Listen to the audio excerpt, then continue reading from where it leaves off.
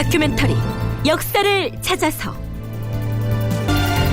제591편 연산군 그 견제받지 않은 왕권.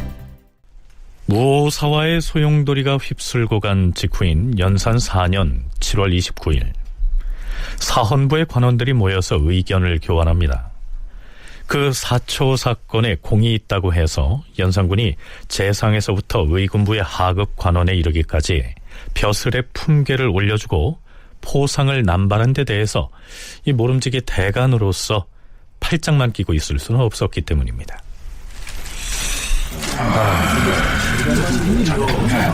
전하가 이번 사초 사건에 공을 세웠다 하여 상을 내린 사람이 그 수를 이루 헤아리기 힘들 지경입니다. 윤필상, 노사신, 한치용 등의 재상들은 노비에다 토지에다 죄인들로부터 압수한 가옥까지 한 채씩 나눠주고 그 부모와 처자들에게까지 관작을 내려주었으니 이것은 너무 심한 것 아닙니까? 그뿐입니까? 성준, 박건, 신수근, 강귀손해, 김자정, 김영준... 아니, 이 사람들이 대체 무슨 공을 얼마나 세웠다고 자급을 올려주는 등 후한상을 내리는지 모르겠어요. 이 어명을 받들어 김일손을 잡아온 의금부 낭청에다 사초사건 연루자들의 국문을 담당했던 형제 추관들에게까지 너무 과도한 포상을 하고 있어요, 이거. 아니, 이자들의 직분이 의당 그 일을 하게 돼 있는 것인데 오명을 받들어서 맡은 바 직무를 수행했다고 해서 벼슬을 마구 올려준다면 사초 사건과 관련 없는 관리들이 불만을 갖지 않겠습니까? 자자, 이럴 게 아니라 일단 우리 사헌부에서 의견을 모아서 주상전하께 간언을 합시다. 그런데 막연하게 사초 사건 관계자들에 대한 작상이 너무 과하니 취소하라 이렇게 청하면 과연 전하께서 간합하시겠습니까? 그렇다면 논공 행상의 정도를 벗어나 너무 과한 혜택을 입게 된 한두 사람을 적시하여서 그들의 포상을 제거하도록 주청을 합시다. 사헌부의 내부 논의 결과 유자광의 아들 유진과 내시 김자원에 대한 포상만을 문제 삼기로 결의했고요. 그러한 뜻을 임금에게 전달할 대표로서 사헌부의 지평 정인인을 파견하기로 결정을 합니다. 사헌부에서 임금에게 아뢰을 말은 이랬습니다. 주상전하, 이번에 간사한 무리를 베어 없앤 일에 있어서 윤필상 등에게 상을 준 것은 진실로 당연하옵니다. 다만 유자광에게는 이미 한자급을 더해주었음에도 그의 아들인 유진마저 또 당상관으로 승진시키는 것은 온당치 않사옵니다. 뿐만 아니오라, 김자원은 내시로서 임금의 명령을 출납하는 것이 바로 그가 평소에 수행해야 할 직분이온데 그에게 역시 한자급을 올린다는 것은 심히 온당치 않사옵니다. 이들에 대한 보상을 거두어 주시옵소서. 자, 이렇게 간언을 하기 위해서 비서실격인 승정원으로 올라갔습니다. 승정원의 승지 홍식이 사헌부 지평 정인인에게 이렇게 말합니다. 이보시게, 사헌부 관원들이 너무 옛날 생각만 하고 있는 것이 아닌가? 전하께서 이미 어소를 내려서 뭐라 이르셨는지 모르는가? 신료들은 들으라. 이번에 간당을 물리치는 데에 공이 있어 과인이 관은을 베푼 일에 대하여 혹시라도 감히 그러다고 말하는 자가 있으면 그 자를 법률에 의해 처단하고 절대로 가만두지 아니할 것이다. 그가 대간이든 누구든 용서치 아니할 것이다. 전하께서 이런 분부를 내리셨는데도 자네가 들어가서 감히 아뢰겠단 말인가? 승지가 이렇게 말하자 사헌부를 대표해서 올라갔던 지평 정인이는 두려운 마음에 어전으로 들어갈 엄두를 내지 못하고 물러나고 맙니다. 연산군 측이 초반, 그러니까 사화가 일어나기 이전과 비교를 하면 대간의 위상이 너무 급격하게 위축된 모습 아닙니까? 연세대학교 국학연구원 윤훈표 연구원의 얘기 들어보시죠. 그 연산군 즉위 초기에는 이 언권을 관장하는 사헌부, 사관원, 홍문관 등 이 3사의 권한이 아주 강력했습니다. 아마도 이제 전시기인 성종대 후반 시절의 정치적인 분위기가 매우 이제 강력하게 작용했던 것으로 추측이 됩니다. 따라서 이 3사의 권한이 그 당시에는 성종대 후반부터는 국왕권, 재성권과 더불어 이른바 공론을 주도한다는 명분으로 국정의 중요한 중심축으로 자리 잡았습니다. 국왕권과 재성권과 거의 대등한 위치에서 국가의 어떤 크고 작은 일에 자신의 목소리를 내고 그것이 또 그 처리에 상당한 영향력을 행사했습니다.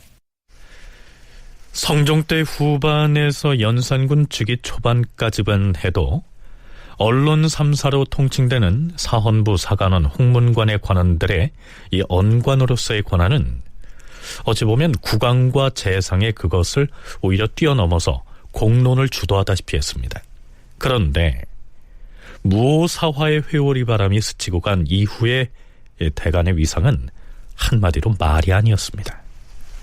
직격탄을 맞은 3사의 권한이 갑자기 위축되면서 본연의 임무, 그러니까 대간이나 언관이나 경영관 등의 이제 업무에 충실해야 하는 그런 이제 위치에 처하게 됐습니다. 대관이나 언관이나 경영관 등으로서 본래 그 사람들이 해야 할 일에 열중하는 그런 정도였지, 더 나아가서 자기의 목소리를 강하게 낸다든가 국왕을 갖다가 아주 심각하게 견제한다든가 또 재상들에 대한 어떤 비판을 한다든가 이런 것들이 굉장히 어려워졌고 스스로도 부담스러워했습니다. 그러니까 그냥 맡은 일만 열심히 하면 되는 그런 정도로 이제 머무르게 되었죠. 그러니까요, 무오사화 이후에는 사헌부, 사관원, 홍문관이 언관으로서 치열하게 간쟁을 하는 역할은 포기하다시피 했고요. 본래 수행하던 기본적인 임무만을 수행할 수밖에 없었다, 이런 얘기입니다. 대간의 처지가 궁색하게 됐음을 엿볼 수 있는 기사가 또 있습니다. 사화가 한창 진행 중이던 때 김종직의 죄를 가볍게 해야 한다고 주장했다가 변방으로 내쳐졌던 언관들이 있었는데요. 그들을 사면할 것이냐 말 것이냐를 놓고 연산군과 대신들이 나누는 얘기가 이렇습니다.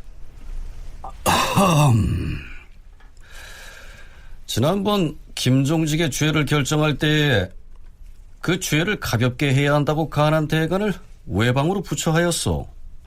헌데 그들을 석방하는 것이 좋겠다는 의견이 있는데 그 가부를 논의하여 아뢰도록 하시오. 전하, 김종직의 죄를 경감하자고 간하였다가 벌을 받은 대간 문제는 국가적인 중대사이옵니다. 신등이 감히 마음대로 못하겠사옵니다. 주상 전하, 김종직은 역신이옵니다.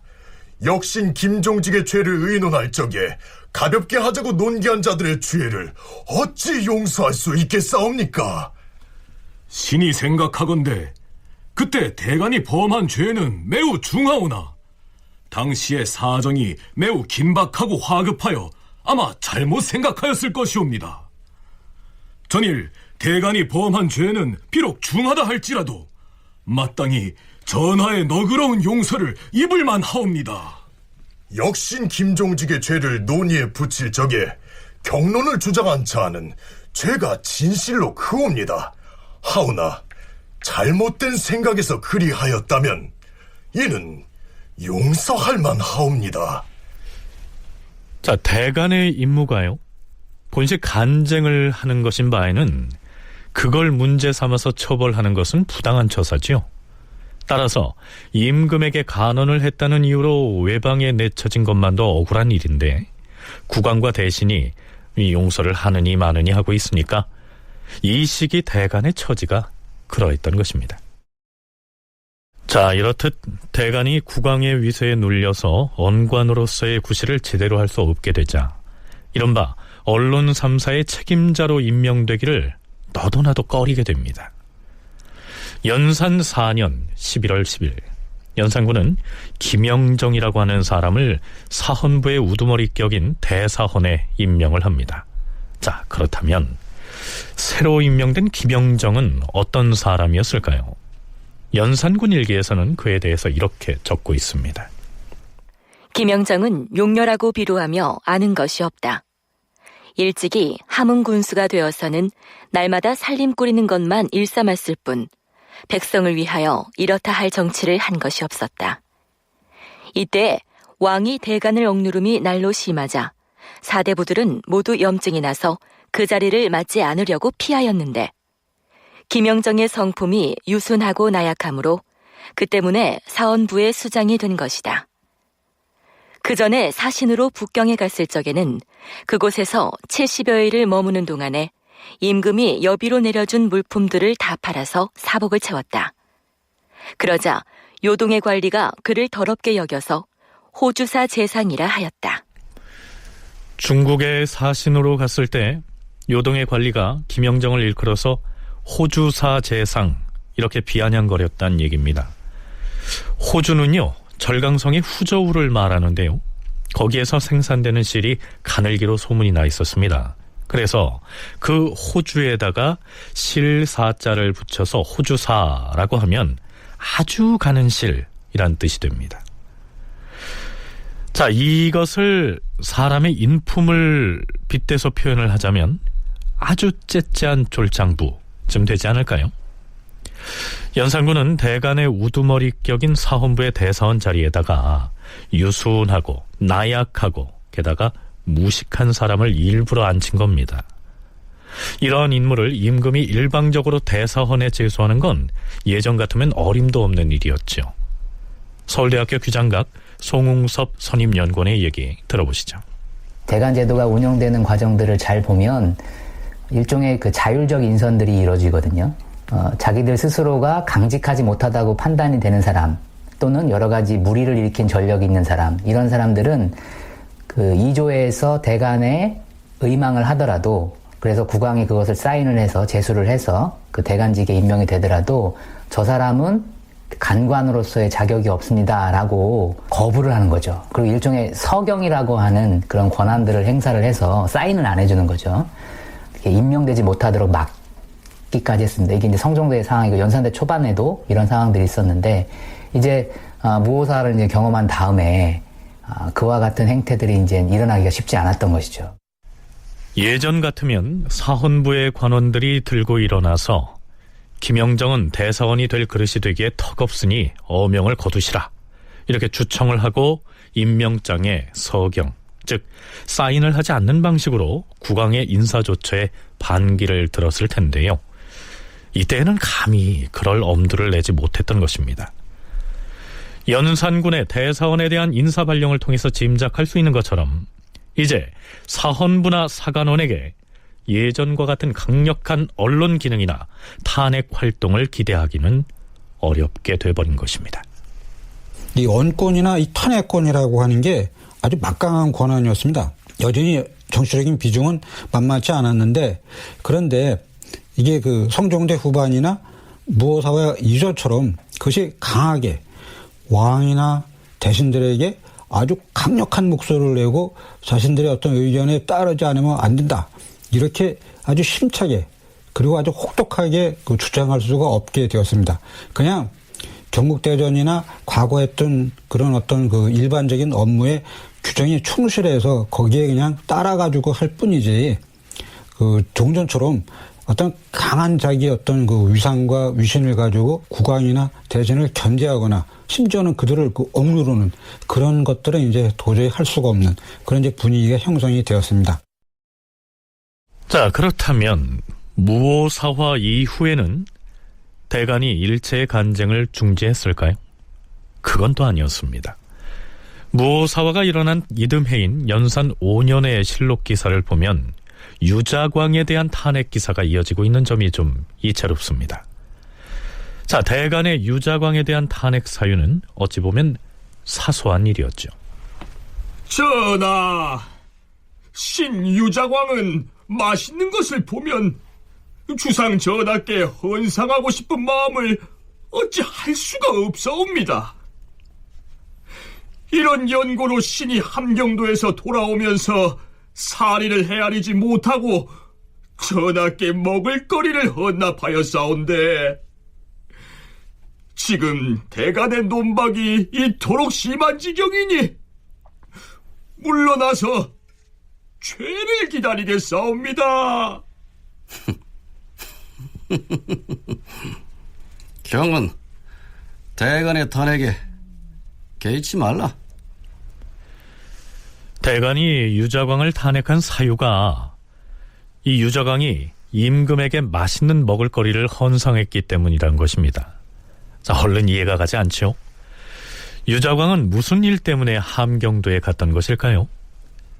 연산 4년 11월 11일 함경도 관찰사 이승건이 이렇게 보고합니다. 전하, 신이 함경도 단천군의 마곡역에 이르러 살펴보니 누군가 벽에다 시 한 수를 써서 붙여놓았사옵니다. 하여 신이 마곡역의 영리를 불러 물은즉 바로 이종준이 쓴 것이라 하였사옵니다. 이종준은 김종직의 문도이온데 이처럼 옛시에 가딱하여서 자신의 불온한 마음을 나타냈기로 신이 그를 잡아 가두고 국문하게 하였사온데 만약 승복하지 아니하면 형장신문을 하여서 그 내심을 밝혀내고자 하옵니다. 이종준은 스승인 김종직이 부관 참시를 당하고 동문수학했던 김일손 등이 죽임을 당한 직후에 시를 지어서 벽에 붙인 겁니다. 자, 그 내용은 이렇습니다. 고충을 자부한들 대중이 허여안고 홀로 서서 감언하기는 사람으로서 어렵구나. 나라를 떠난 이 한 몸 잎새처럼 가볍지만 고명은 천만고의 산보다 무거우리. 함께 놀던 영준들아 낯이 매우 두텁구나. 죽지 않은 가녀들도 뼈가 이미 써늘하리. 하늘이 우리님 위해 사직을 붙잡을진데 어쩌다 그대를 살려보내지 않으리. 자, 시가 약간 난해합니다만 조정에서는 이 시를 사초 사건으로 김일손을 비롯한 살림 세력이 목숨을 잃은 터에 또 살아남아있는 자신의 괴로운 심정을 토로했고요. 죄 없는 선비를 무고해서 죽게 만든 간신들을 조롱하는 그런 내용으로 받아들인 듯합니다. 주상전하, 이종준이 이 시를 벽상에다 쓴 것은 반드시 숨은 뜻이 있을 것이온즉 의금부로 하여금 잡아오게 하여 추국하는 것이 어떠하옵니까? 당장에 무령군 유자광을 함경도로 보내시옵소서. 이렇게 해서 바로 그 벽서 사건을 조사하기 위해서 파견된 사람이 유자광이었습니다. 그런데 그가 함경도에서 돌아올 때 무슨 잘못을 했다는 것일까요? 홍문관의 상소 내용을 들어오기로 하죠. 주상전하, 신등이 듣자옵건대 유자광은 어명을 받들고 함경도에 갔다가 돌아올 적에 그곳 바다에서 잡은 해물을 두어 짐씩이나 취득한 다음 함부로 영마를 동원하여 토성까지 싣고 와서 진상하였다고 하오니 이는 놀라움을 금할 수 없는 일이옵니다. 마침 대간이 그 불가함을 규탄하여 처벌하기를 청하였다는 말을 듣고 신등은 전하께 없어 반드시 그 실정을 국문하여 법대로 처단함으로써 은밀히 임금을 겨냥한 유자광의 꾀를 소용없게 만드시리라 여겼사옵니다. 하온데 전하께 없어 대간의 논죄를 굳이 외면하시니 전하께서는 유자광을 어떠한 사람으로 여기시며 오늘의 일을 어떻게 생각하시는지 신등은 알 수가 없사옵니다. 유자광은 본래 간사한 자로서 처음부터 다른 사람보다 재주와 지혜가 뛰어난 것도 아닌데 요행이 기회를 얻어 공신이 된 것이옵니다. 그가 어떤 일이 있을 때마다 수다스럽게 짓거리는 것은 나라를 걱정하거나 임금을 사랑해서가 아니었고 조정의 칭찬을 받아 정사에 참여코자 함이요 전하께 아첨하여 은총을 훔치기 위함이옵니다. 그의 간사한 행동은 말로 다 할 수가 없사옵니다. 그렇사옵니다. 예전 성종 때의 흉험한 무리와 더불어 비밀이 붕당을 맺어서 조정을 그르칠 뻔하였사온데 성종께서 그 간용함을 뚫어보시고 공신의 훈적에서 이름을 삭제하고 먼 지방으로 귀양 보냈던 것이옵니다. 그 뒤에 성종께서는 차마 그를 버릴 수가 없어서 다시 조정의 반열에 돌아오게 하였사옵니다. 성종의 은혜가 이렇듯 지극하였음에도 그는 오히려 분수와 직분을 지키지 아니하고 분분하게 논란을 일으켰사옵니다. 하오나 성종께서는 이후 한 번도 그에게 나라의 큰일을 맡긴 적은 없사옵니다. 성종께서 어찌 생각하신 바가 없어서 그렇게 하신 것이겠사옵니까?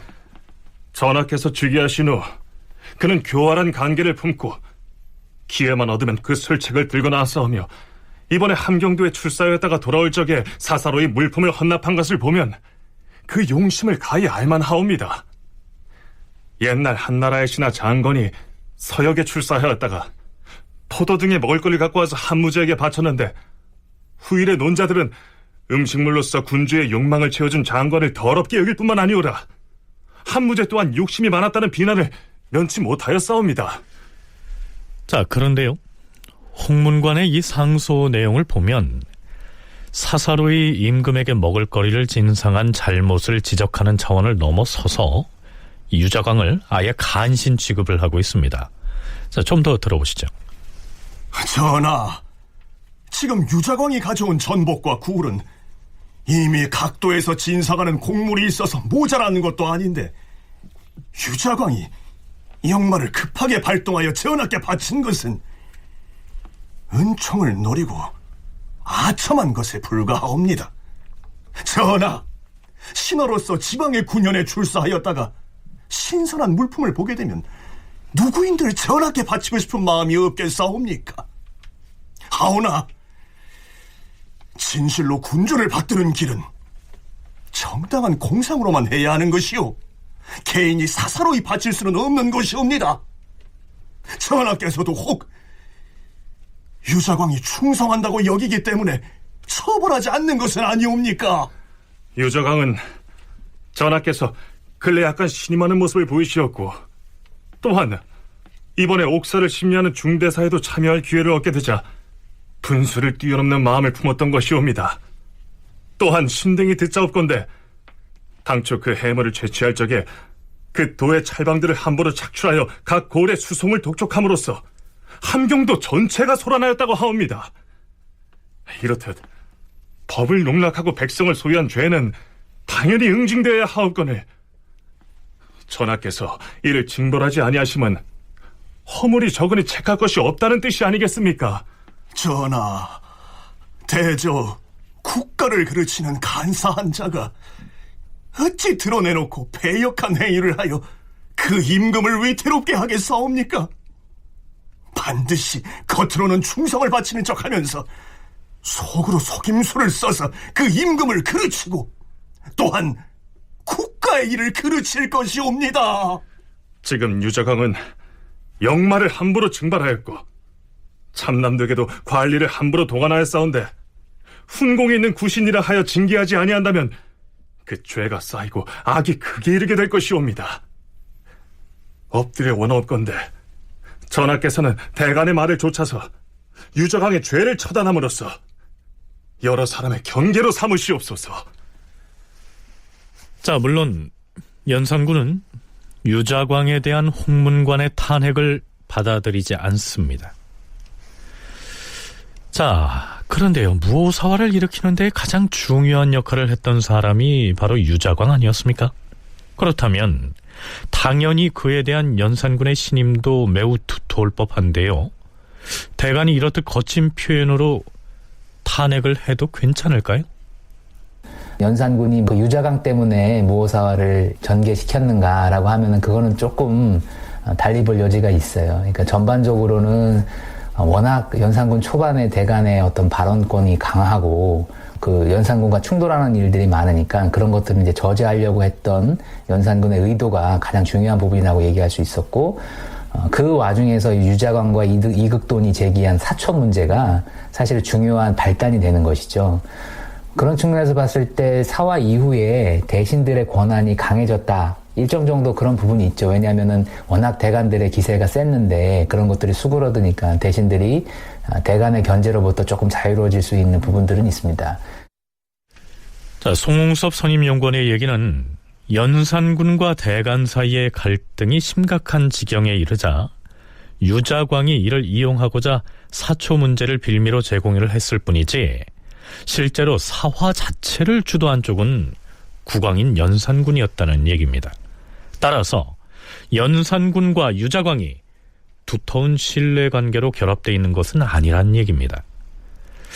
자, 만일 그렇지 않다면 홍문관에서 유자광을 두고 임금과 또 나라를 망치게 만들 간신배, 이렇게 몰아세우는 상소를 올렸을 때 연산군이 불같이 화를 냈어야 옳지 않았을까요? 지금 홍문관 관원들은 뭐라는 것이냐? 유자광은 사초를 조작하여 반역을 도모한 자들을 고변함으로써 종묘사직을 구하게 만든 공신 중의 공신인데 너희들이 감히 그를 간신으로 무고하는 것이냐? 너희들은 가만두지 아니할 것이니라. 이랬어야 마땅할 텐데요. 연산군은 유자광에 대한 홍문관의 탄핵을 다만 받아들이지 않겠다 하고 했을 뿐 그저 담담한 모습을 보입니다. 이 연산군도 그런 이제 유자광의 어떤 면모를 보고 특히 그 사람이 그 배신자였다라고 하는 어떤 그 지울 수 없는 이미지가 깔려 있어가지고 그 연산군으로서는 그 유자광을 별로 좋아하지 않았습니다. 이용했을 뿐이지 그 사람이 어떤 뭐 자기의 어떤 수족이 되어서 앞으로 뭘 해줄 거라고 기대하지는 않았던 것이죠. 그렇기 때문에 뭐 표면적으로는 유자광이를 조금 우대해 준 것처럼 보이지만 그 내면은 어떤 신뢰하지 않았고 그것이 그 연산군이 몰려나가는 아주 중요한 원인 단서를 제공하게 되었는데요. 유자광이 그걸 알고서 나중에 연산군을 몰아내는데 아주 중요한 역할을 합니다. 윤훈표 연구원은 연산군이 유자광에 대해서 배신자라고 하는 인식을 갖고 있을 것이라고 했습니다. 여기에서 말하는 배신자라고 하는 것은 예전 예종 시기에 절친했던 남이를 역모로 무고해서 죽게 만든 전력을 두고 한 말입니다. 그러니까 비록 유자광이 김일선의 사초 문제를 빌미로 제공해서 연산군으로 하여금 무오사화를 일으키도록 도움을 주었지만 연산군은 내심 이렇게 여기고 있었을 거란 얘기입니다.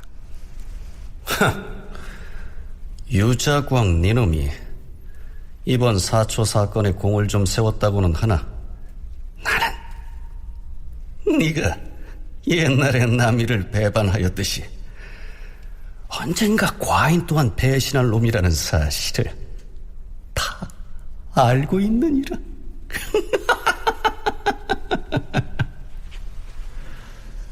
자, 물론 실제로 유자광이 뒷날 갑자사화 때 연산군을 배반해서 결국 몰락의 나락으로 떨어지게 만들기 때문에 이 윤훈표 연구원의 분석은 어디까지나 결과론에 기댄 추정의 성격이 강하다고 하겠습니다.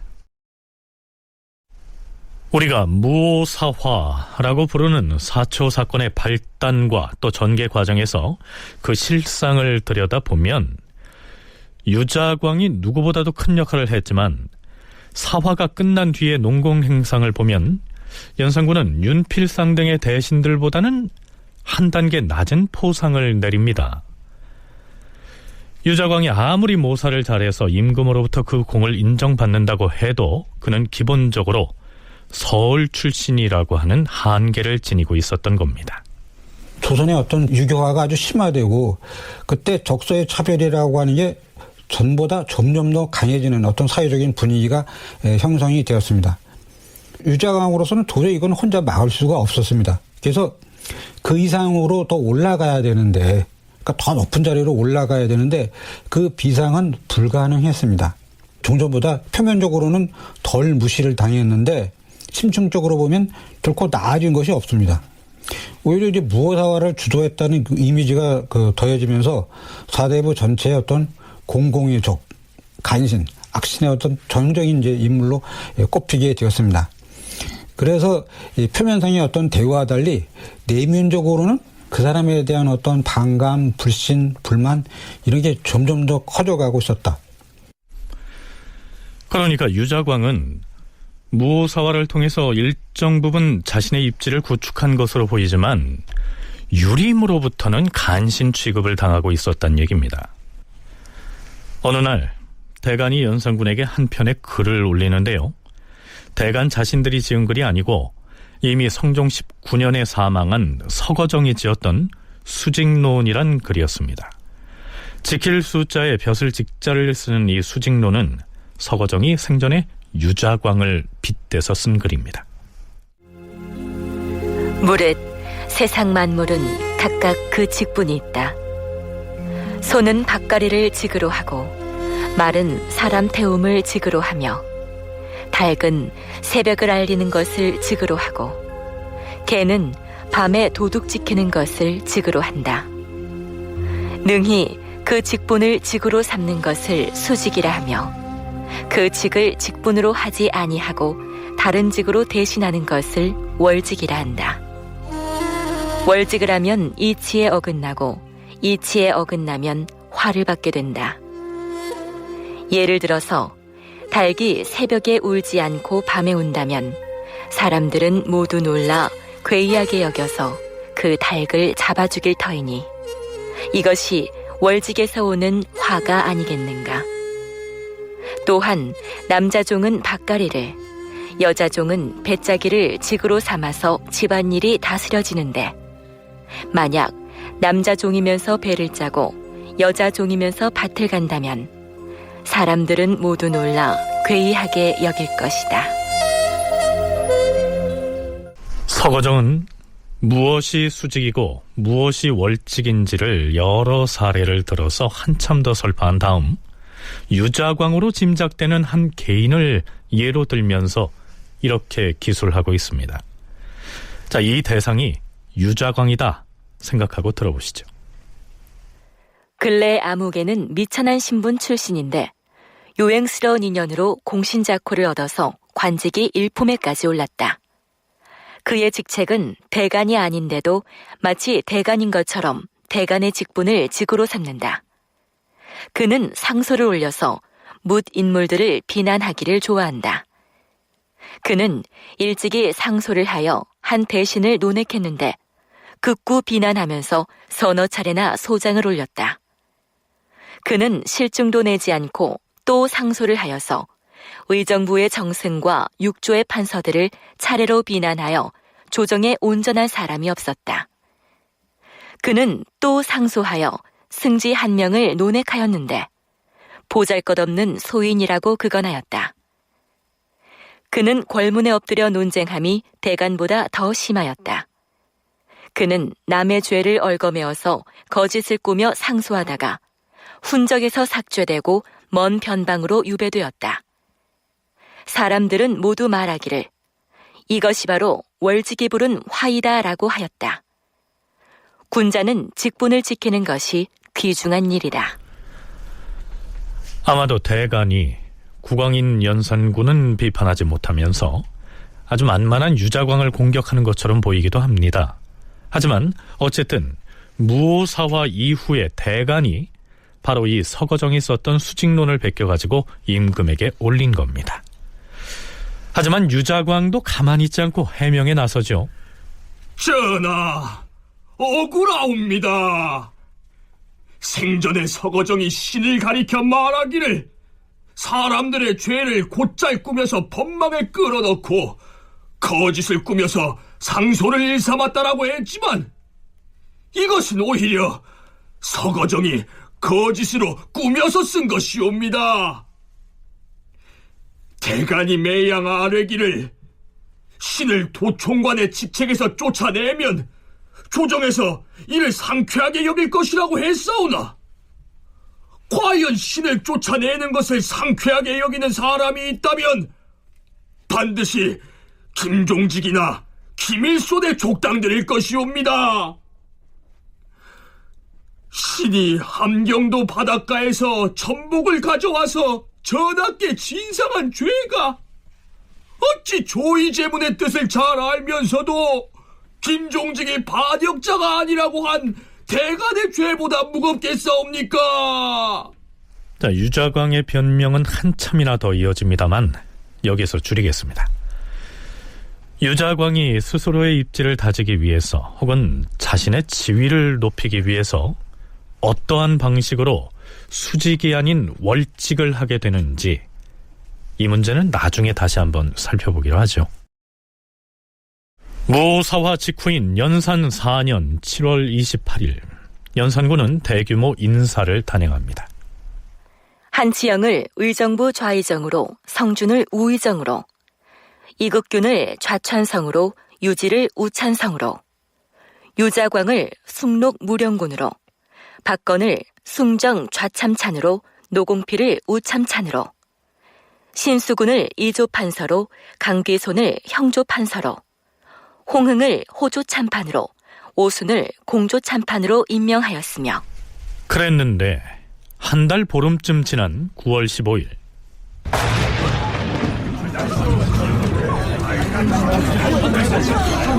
아니, 비는 안 오는데 왜 이렇게 천둥 번개가 치지? 아유, 마른 하늘에 천둥 치는 것이 어디 하루 이틀인가? 이런 재변이 며칠 상관으로 일어나는 것이면 왜 그런 줄 알아? 왜 그러는데? 다들 그러던데 거다라님 때문에 이 하늘이 노해서 그런다는 거야. 그저께는 목멱산에 벼락이 떨어지고 그 닷새 전에는 흙비가 내렸잖아. 하기야, 지난달에 저작거리에서 능지처사 당한 사람이 몇 명이야. 끔찍해. 김아무개는 무덤을 파고서 시체를 꺼내서는 그 무엇이라고 하던데? 부관참시. 맞아, 부관참시. 그 부관참시를 당했으니 이 하늘이 임금한테 화를 낼 만도 하지.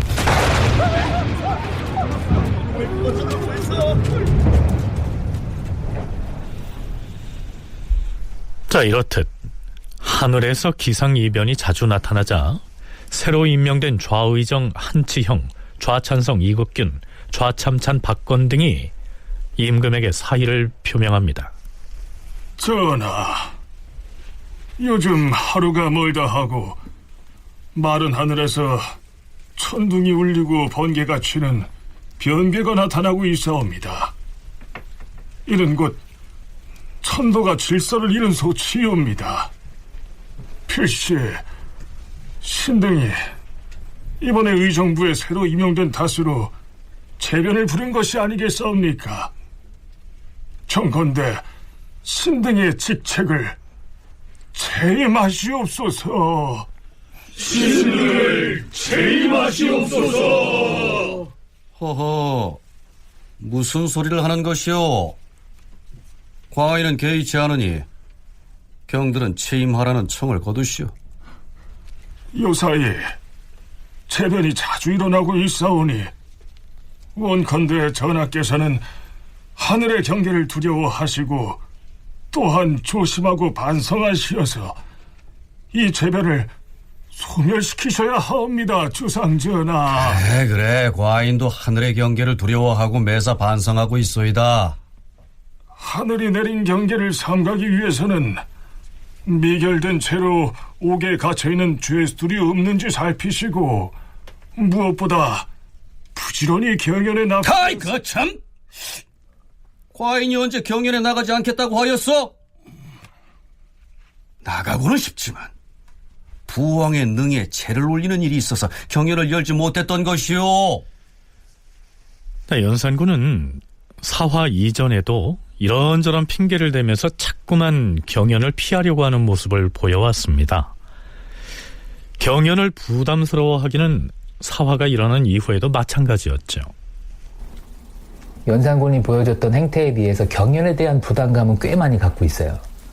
아버지 때 워낙 경연이 많이 이루어지고 있고 일상화된 하나의 의례로서 경연이 정착된 그런 영향이라고 생각이 되는데, 연산군의 아버지 성종 같은 경우에는 즉위했을 때부터 거의 이제 사망에 이르는 시간까지 경연을 거의 빼먹은 일이 없었거든요. 그러니까 조선왕조 역대 국왕들 중에서 가장 많은 횟수를 한 8천여 회가 넘는 제25년 동안 그런 아주 기록적인 경연을 참여한 그런 군주였고, 그런 군주의 아들인 연산군의 입장에서 자연히 그런 것들이 부담이 되었을 것 같아요. 그래서 신하들도 경연은 꼭 해야 된다라고 얘기를 하고 있었고, 그것뿐만 아니라 본인도 그거에 대한 부담을 갖고 있어서 내가 아프다, 그리고 뭐 일이 있다, 그러니까 꼭 경연을 폐하는 거에 대한, 하지 않는 거에 대한 이렇게 구차하지만 변명들을 대고 있는 그런 상황이었습니다. 네. 송웅섭 연구원은 아버지인 성종은 경연 통치를 했다고 할 수 있을 만큼 경연을 중시했던 호학군주였기 때문에 연산군으로선 그런 부왕과 비교되는 데에서 오는 스트레스가 만만치 않을 것이다, 이렇게 분석하고 있습니다. 그럼에도 불구하고 신료들은 자꾸만 경연을 중시해야 한다는 간언을 그치지 않지요. 그래서 연산군도 어쩔 수 없이 경연에 참석을 하긴 하는데요. 바로 그 경연의 자리에서도 경연청의 동지사인 홍기달이 다시 이렇게 간합니다.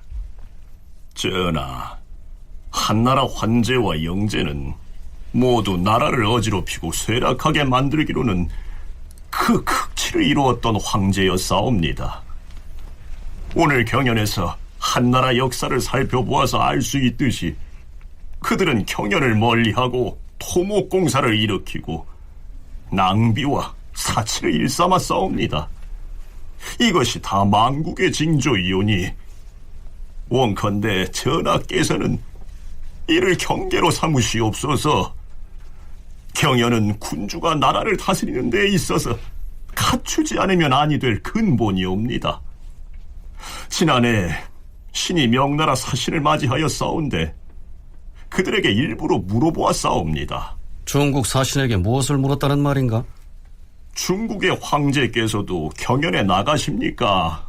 하고 물었사옵니다. 그랬더니 사신이 대답하기를 중국의 조정에서는 이 일을 매우 중히 여기므로 황제는 반드시 경연에 나가며 결코 빠지는 일이 없다고 하였사옵니다. 원컨대 전하께서는 선조의 능을 참배하는 일과 경연을 여는 일을 소홀히 여기지 마시옵소서. 과인이 능에 참배하는 일을 빠뜨린 것은 얼굴에 부스럼이 나서 거행하지 못하였던 것이다. 그리고 과인이 경연이 필요치 않다고 말한 바가 없거늘. 아, 지금 그대들은 과인의 나이가 어리다고 여겨서 말을 이렇게 하는 것인가? 옛사람이 이러기를 마음이 있지 아니하면 보아도 보이지 않고 들어도 들리지 않는다고 하였다. 마음이 움직여야 기꺼이 하는 것이다. 하오나 선왕이 성종께요. 나는 세종도 아니고 성종도 아니니 그만하라. 자, 이렇듯 경연에 나가는 것을 썩 내켜하지는 않았지만 그럼에도 불구하고 연산군은 갑자사화가 일어나기 이전까지는 경연을 이어갑니다. 그런데 윤훈표 연구원은 무오사화 이후에는 연산군이 경연에서 공부하는 내용이 이전과는 좀 달랐다고 말합니다. 이 무오사화 이후에는 이 현실적인 문제를 처리하는 그런 방향으로 이제 그 방향이 바뀌어지는데, 뭐냐면 이제 국왕이 정치를 펼치는데 무엇보다도 중요한 것이 뭐냐면 과거의 사례와 그 교훈입니다. 그러니까 이런 비슷한 일이 과거에는 어떻게 해서 잘 됐다, 이런 어떤 교훈 또는 경험, 이런 거를 이제 그 얻으려고 하는 그쪽으로 바뀌게 됩니다. 그래서 이제 경학보다는 사서, 그 통감이라고 보통 이야기하는데요. 그런 이제 사서의 공부에 대한 비중이 이제 커지게 됩니다. 왜 그렇게 되냐면 국정 처리에 이 국왕의 어떤 위상과 역할, 그다음에 이제 목소리가 강해지면서 자연적으로 역사책을 많이 보게 되고 그 속에서 이제 그 필요한 교훈이나 경험을 얻으려고 하는 실용적인 어떤 지식이죠. 이런 것들의 비중이 아주 커져가게 된다. 네, 그러니까요. 이전까지는 경전을 위주로 해서 성군의 자질을 갖추기 위한 학습을 했다면 무오사화 이후에는 중국의 역사서를 공부하는 데 더 큰 비중을 둠으로써 정사를 살피는 데 필요한 실용적인 지식을 얻으려고 했다. 이러한 분석이죠. 네, 우리는 연산군 하면 극심한 사치 또 낭비로서 나라의 살림살이를 파탄낸 군주였다, 이렇게 인식하고 있는데요. 자, 이제부터 그 과정을 짚어보기로 하겠습니다. 무사화 이전인 연산 3년 11월의 기사를 보면 연산군이 공안을 개정하겠다고 한 데 대해서 대신들이 논란을 벌이는 모습이 소개되어 있습니다. 여기에서 바칠 공자를 쓰는 이 공안이란 말은 나라에 바치는 곡물의 품목 또 수량을 기록한 장부를 일컫습니다. 나라의 세금으로 바칠 물품의 종류와 수량을 말하고 있는데요. 따라서 연산군이 시도한 공안 개정은 세법을 고쳐서 더 많이 거두어드리겠다 하는 취지에서 추진됐겠죠. 자, 그렇다면 요즘의 세법 개정에 해당하는 공안 고치는 일, 과연 어떤 절차로 이루어지게 될까요? 그 공안을 고쳐가지고 공상 위에 바치는 물건을 더 많이 받는 문제는 아주 매우 심각한 사안입니다. 왜냐하면 이거는 백성들의 어떤 부담을 크게 늘리는 것이기 때문에 함부로 처리할 수가 없었습니다. 만약 이제 고치려면 관련 부서, 예를 들면 주무 담당 부서인 이제 호조라든가 국정을 총괄하는 그 의정부, 그다음에 이제 기타 아주 그 일을 전담하는 이제 그 실무 관서가 있는데 여기서 이제 일단 검토가 돼야 되고 그 사안이 올라오면 이 3사의 이제 언론 기관들에서 동의를 해야 됩니다. 이제 그 정책이 이제 좋고 필요합니다. 라고 이제 동의가 이제 필수인데 마음대로 이제 공안을 갖다가 고쳐가지고 공상하는 물건을 늘리는 것은 국왕 혼자서 결정할 수 있는 게 아닙니다. 종전에는 그렇게 처리를 했습니다. 하나하나 절차를 밟고 문제점을 검토해서 최종적으로 이제 그 3사의 어떤 동의, 그 다음에 이제 그 국왕의 최종 결재, 이런 방식으로 이제 그 이루어졌는데, 그렇다면 무오사화 발발 이전의 연산군은 윤은표 교수가 얘기한 그러한 절차를 거쳐서 공안을 개정하는 데 성공했을까요? 그러니까 연산군이 재정을 함부로 남용하는 부분들의 한계가 있었던 것이죠. 이제 내수사 재정이라고 하는 왕실 재정을 연산군이 사적으로 사용할 수는 있지만 국가 재정을 뭐 본인이 마음대로 늘린다거나 뭐 이러기에는 대간의 어떤 그런 견제 속에서 수월하지 않은 양상이었습니다. 무오사화 이전까지 보면 거의 매월 또는 뭐 주기적으로 몇십 차례에 걸친 그 연산군과 대간의 충돌이 있는 그런 상황이었거든요. 그러니까 폐비 문제와 관련될 때 뭐 아주 극심하긴 하지만 그거 말고도 여러 가지 의뢰라든가 연산군의 어떤 이 정치 운영 방식이라든가 또는 인사임명이라든가 이런 걸 가지고 대간에서 굉장히 견제가 심합니다. 그러니까 이런 재정과 관련된 것들을 함부로 바꿀 수 있는 상황은 아니었던 것이죠. 네, 송웅섭 연구원의 얘기 들어봤습니다. 앞에서 들은 내용은요, 무오사화가 일어나기 1년 전의 상황입니다. 연산군은 각 지방에서 왕실에 바치는 곡물의 품목, 수량을 늘리려고 공안 개정을 시도했지만 대간에서 반대를 했고, 당시엔 대신들도 대체로 대간의 반대 의견을 좇아서 개정해서는 안 된다 하고 얘기하고 있는 것입니다. 뭐 이때만 해도 대간의 위세가 막강했기 때문에 대신들도 대간의 눈치를 보지 않을 수가 없었고요. 연산군 역시 공안을 고치려던 방침을 처리할 수밖에 없었습니다. 그렇다면 연산군이 무오사화를 일으키고 나서 2년 남짓 지난 뒤로 돌아가 보죠. 연산 6년 10월 27일의 실록 기사를 보면 대신들과 대간의 구원상소가 길게 소개되어 있습니다. 구원상소는요, 임금이 신하들에게 무슨 말을 해도 좋으니까 누구든 직언을 해달라 하고 해서 올린 상소를 말합니다. 무오사화의 피바람이 휩쓸고 간 뒤끝인지라 대신도 또 대간도 모두 주눅들어 있었는데요. 연산군이 구원을 하겠다고 나섰으니 모처럼 쓴소리를 올릴 수 있게 된 것입니다. 사헌부와 홍문관에서 올린 상소 중에서 국가 재정에 관한 내용 일부를 소개하죠. 전하, 공자는 말하기를 씀씀이를 절약하여 백성들을 사랑하고 백성을 징발할 때에는 시기를 가려해야 한다라고 하였사오며, 주례를 보면 9가지 조목으로 나라의 재용을 고루 절약해야 한다라고 하였사옵니다. 국가의 경비와 상관이 없는 것을 함부로 써서야 되겠사옵니까? 하늘이 낸 만물은 그 수량이 한정되어 있사옵니다.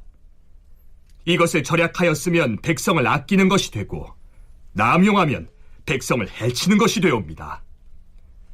선왕들께서는 그러한 까닭을 알았기 때문에 차라리 스스로 먹는 음식을 검소하게 할지언정 차마 백성들의 힘을 피로하게 하지 아니하였사오며, 임금은 스스로 입는 의복을 나쁘게 할지언정 차마 백성들의 재물을 손상하지 아니하였사오며, 차라리 임금이 거처하는 궁실을 낮게 지을지언정 차마 백성들의 힘을 피로하게 하지는 아니하였사옵니다.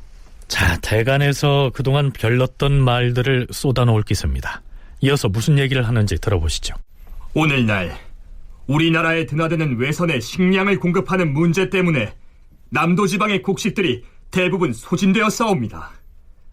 또한 근일에는 누차 국고의 재물과 양곡을 왕실 창고로 옮겨 바친 것이 그 수량이 매우 많은 실정이온데 도대체 어디에 쓰는 것인지 알 수가 없사옵니다.